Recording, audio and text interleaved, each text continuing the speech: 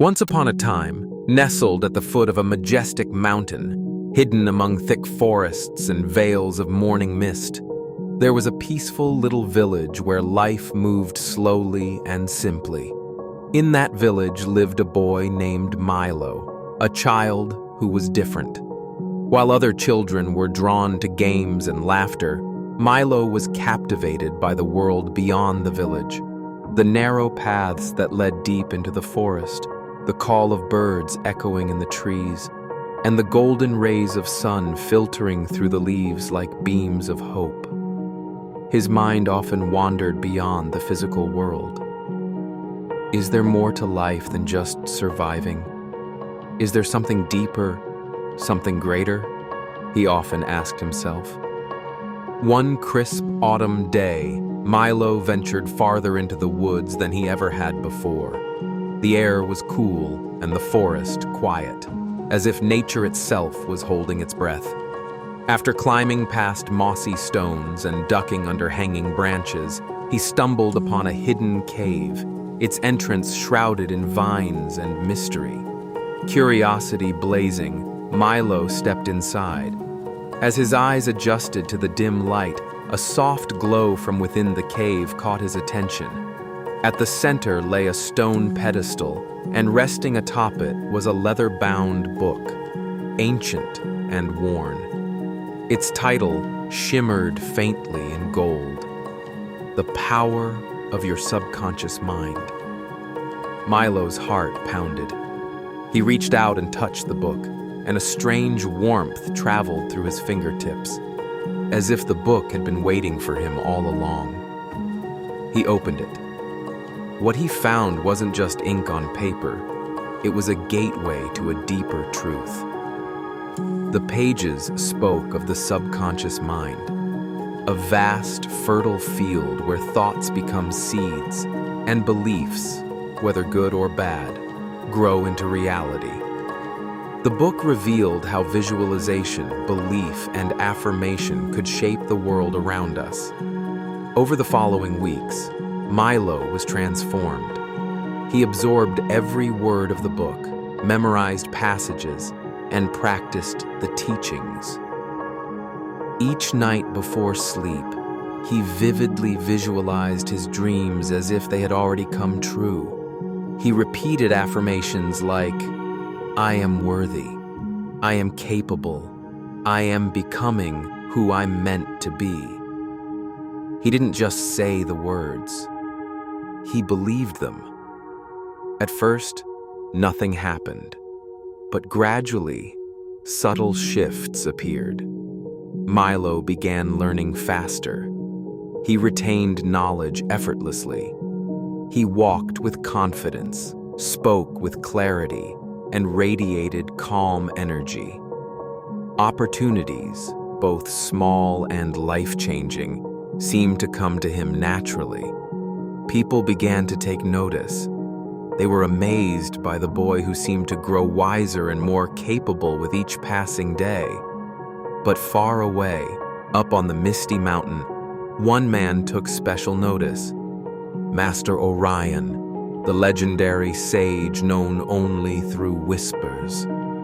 Master Orion was not an ordinary man.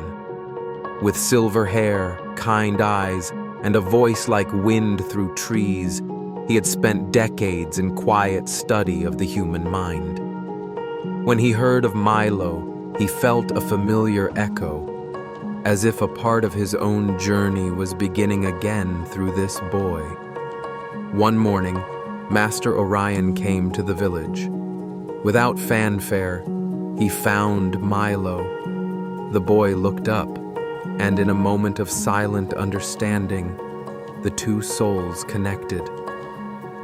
"You've opened the door within," Orion said softly. "Now, it's time to step through." Milo followed the master to the mountains, leaving behind the familiar to embrace the unknown. Thus began his true journey, not into the world, but into himself. In the stillness of the highlands, far from noise and distraction, Milo began his training. Master Orion didn't teach with lectures, but with silence, observation, and presence. He guided Milo through deep meditation, breath work, focused visualization, and exercises in mindfulness. Your thoughts shape your world, Orion explained, but most people live unconsciously, letting fear and doubt rule their minds. You must learn to plant with intention. Milo trained day after day, learning how to calm his mind, observe his thoughts, and gently reshape them. He learned to recognize limiting beliefs, to replace them with empowering truths, and to tap into the energy that connected everything.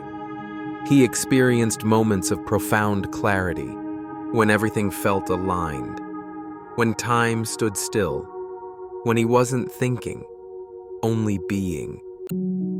He felt the limitless power inside himself begin to awaken. Years passed.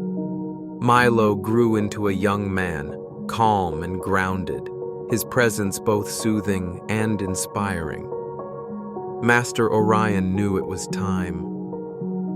"You must return," he said, "not for yourself, but for those still asleep to their potential." And so Milo came down the mountain, not as a boy, but as a light bearer. Back in the village, people hardly recognized him, but when he spoke, his words touched hearts. He didn't preach or boast. Instead, he listened, understood, and shared the tools he had learned. He opened small gatherings where he taught villagers how to connect with their subconscious, how to visualize their goals, write affirmations, practice gratitude, and sit in stillness.